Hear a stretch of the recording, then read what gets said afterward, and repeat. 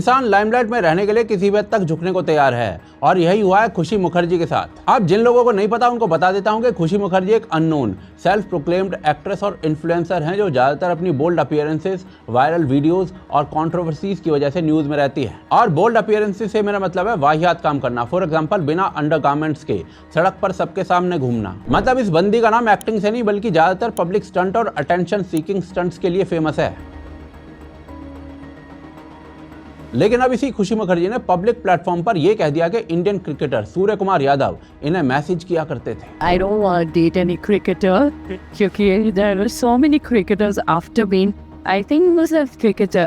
Surya Kumar Yadav used to message me a lot, but शायद अभी हमारी ज़्यादा बातचीत नहीं होती है। और ये बात इस बंदे ने कैजुअली नहीं बोली है। इससे क्वेश्चन पूछा गया था कि क्रिकेटर्स और एक्ट्रेसेस के बीच में रोमांस के ऊपर, और इसका बोलने का तरीका ऐसा था कि लोग खुद ही कुछ और समझने लग जाए आंसर। इस बंदे ने सब कुछ ऐसी टोन में कहा जैसे सूर्य कुमार यादव ने इन्हें इनएप्रोप्रिएट मैसेजेस भेजे हों। और भाई साहब प्रॉब्लम यहीं से शुरू हो जाती है।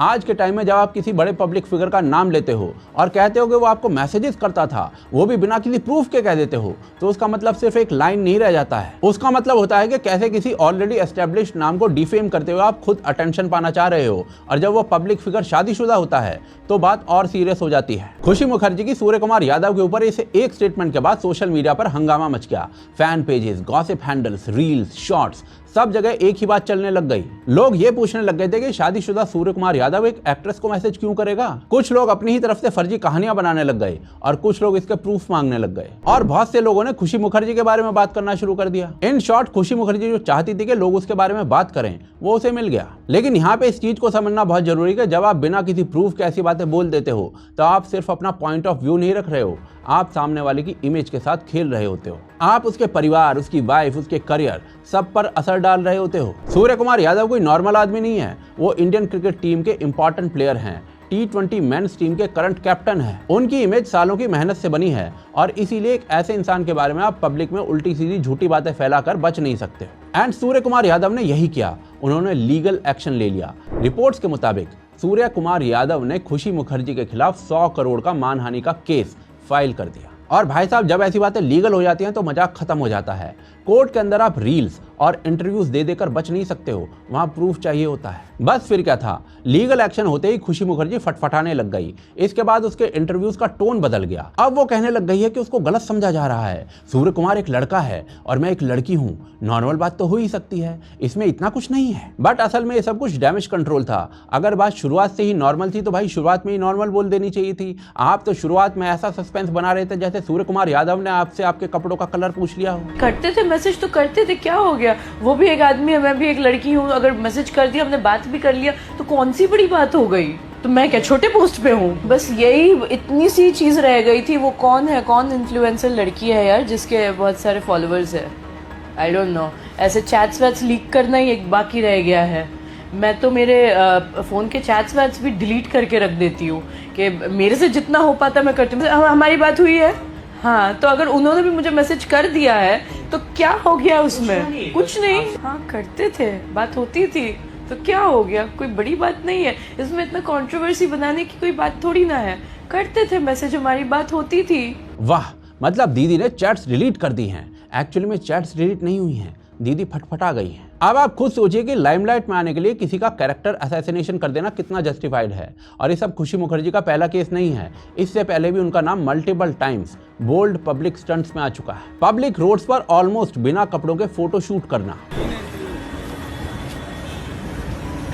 या फिर पैपराजी के सामने अजीब तरीके से पोज करना, जानबूझकर ऐसी बातें बोलना ताकि कंट्रोवर्सी बने और आप लाइमलाइट में रहो। ये सब चीजें रैंडम नहीं होती हैं, ये प्लान्ड होता है। आज के टाइम में अटेंशन एक करेंसी है। जिसको ज़्यादा अटेंशन मिलता है उसको ज़्यादा रीच मिलती है, और जिसको ज़्यादा रीच मिलती है उसको ज़्यादा ब्रांड डील्स मिलते हैं, इंटरव्यूज़ मिलते हैं, रेलेवेंस मिलते हैं, उसे म्यूजिक वीडियोज़ और टीवी शोज़ मिलने लगते हैं। उर्फी जावेद इसका लाइव एग्जाम्पल है, और इसी वजह से लोग जानबूझकर कंट्रोवर्सी क्रिएट करते हैं। और ये सारी चीज़ें ना पहले भी हो चुकी हैं। उर्फी जावेद ने चेतन भगत के व्हाट्सएप स्क्रीनशॉट्स लगा दिए थे सोशल मीडिया के ऊपर किसी बंदी के साथ फ्लर्ट करते हुए। इनकी सच्चाई का कोई प्रूफ नहीं था। चेतन भगत कहता रह गया कि सब कुछ फर्जी है, बाकी नोबडी नोज द रियलिटी कि सचमुच भी हुआ हो तो। एनीवेज, उर्फी जावेद न्यूज में जरूर आ गई थी इसके बाद, and I think it's an easy way जो खुशी मुखर्जी भी समझती है। अगर सूर्य कुमार यादव का नाम नहीं होता ना तो शायद खुशी मुखर्जी को कोई कवर भी नहीं कर रहा होता, एंड शी नोज दैट। खुशी मुखर्जी को पता है कि एक्टिंग के दम पर या फिर अपने काम की वजह से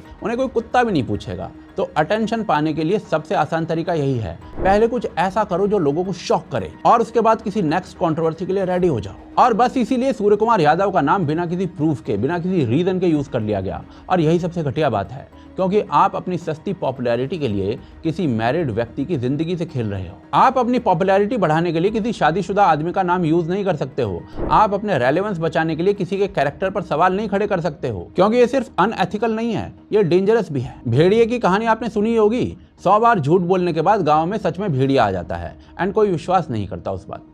सोचिए कल कोई नॉर्मल लड़की सच में किसी पावरफुल आदमी के खिलाफ बोलेगी तो लोग क्या कहेंगे? क्या लोग उस पर विश्वास करेंगे? उस सच्चे केस में भी लोग बोल सकते हैं कि सब कुछ पब्लिसिटी के लिए किया जा रहा है, क्योंकि आज लोगों ने देखा है कि हवा में कोई भी एलिगेशन किसी पर भी लगाई जा रही है। और ये जो ट्रेंड है ना, वो रियल विक्टिम्स के ऊपर भी प्रॉब्लम क्रिएट करता है, और इसीलिए लॉ का यूज होना बहुत जरूरी था इस केस में। अगर सूर्य कुमार यादव चुप रहते तो लोग शायद इस बात पर सचमुच में विश्वास कर लेते, और इसीलिए चुप रहना हमेशा स्ट्रेंथ नहीं होती है। कभी कभी बोलना जरूरी होता है, कभी कभी कोर्ट जाना भी जरूरी होता है, और जब लीगल नोटिस आता है ना, तब ही सच और झूठ का फर्क समझ में आता है। कोर्ट के नोटिस के बाद ही खुशी मुखर्जी इस बात को कहने पर आ चुकी है कि भाई अगर मैसेजेस आए भी थे तो फर्क क्या पड़ता है। ये लॉजिक बिल्कुल बेकार है वैसे, क्योंकि फर्क पड़ता है। लोगों के दिमाग में आप सामने वाले की एक फालतू इमेज बनाते हुए सब करके, कपड़े पहनना पर्सनल चॉइस हो सकता है, बोल्ड रहना पर्सनल चॉइस हो सकता है, लेकिन एलिगेशंस लगाना पर्सनल चॉइस नहीं होता है, क्योंकि उसके कॉन्सिक्वेंसेस होते हैं। आज सोशल मीडिया पर लोग शॉर्ट मेमोरी के साथ जीते हैं।